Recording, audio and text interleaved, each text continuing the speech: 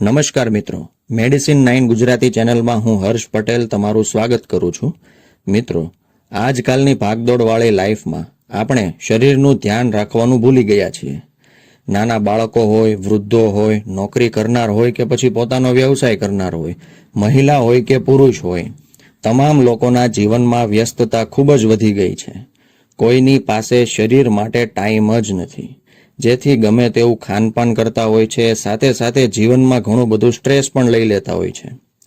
તો આવામાં આપણે લાઈફસ્ટાઈલમાં નજીવો ફેરફાર કરીએ તો જીવન લાંબુ અને રોગમુક્ત જીવી શકીએ.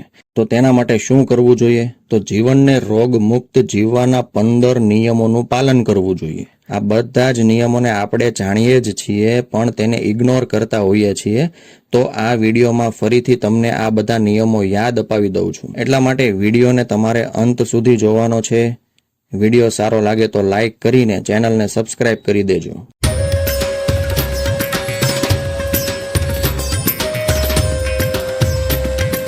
નિયમ નંબર 1. ઘણા લોકોને ગેસ, એસિડિટી કે અપચા જેવી તકલીફ હોય છે.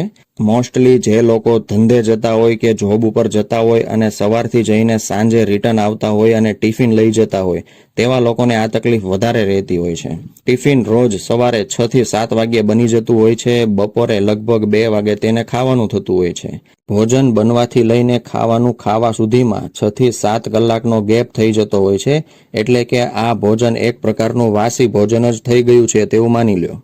આ ભોજન ખાવાને કારણે ઘણી બધી શરીરમાં તકલીફ થઈ શકે છે. તો જે લોકોને ગેસ, એસિડિટી, અપચો, ખરાબ ઓડકાર વગેરે જેવી પેટની સમસ્યા થતી હોય તેવા લોકોએ ટિફિન ખાવાનો આગ્રહ રાખવો નહીં. હંમેશા તાજું જ ખાવું જોઈએ. બીજું છે કે જે લોકો રાત્રે રાઈસમાંથી બનેલી વાનગી, કઠોળ, ગુવાર રાત્રિના ભોજનમાં લેતા હોય તો તે બંધ કરી દેવું જોઈએ. તેનાથી એસિડિટી, ગેસ અને પેટની સમસ્યા થાય છે.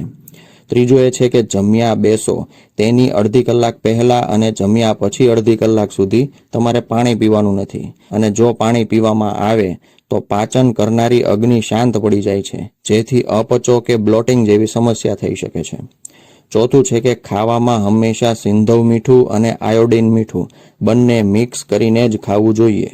પાંચમું છે કે રાત્રે 8 વાગ્યા સુધીમાં તમારે ભોજન કરી લેવાનું છે. ભોજન કર્યાના 15 મિનિટ પછી 200 થી 500 ડગલા અવશ્ય ચાલવું જોઈએ.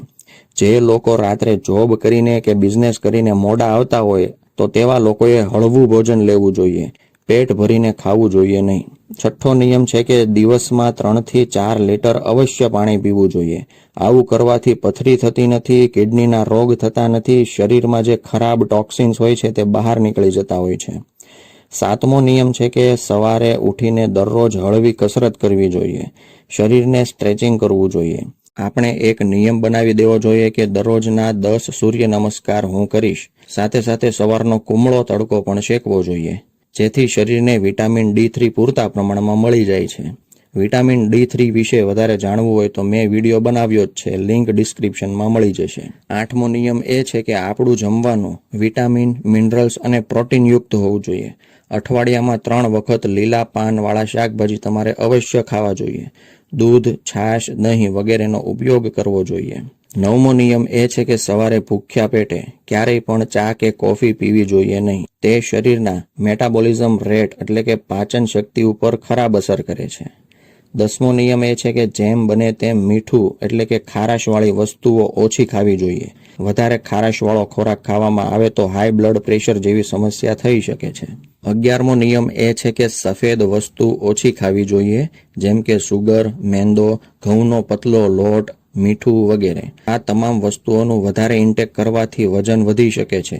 સાથે પેંડા, બરફી, હલવો અને અન્ય સુગરવાળી મીઠાઈ પણ ઓછી ખાવી જોઈએ અથવા તો લિમિટમાં ખાવી જોઈએ. 12મો નિયમ એ છે કે રાત્રે ભારે ખોરાક એટલે કે પેટ ભરીને ખોરાક ખાવો જોઈએ નહીં.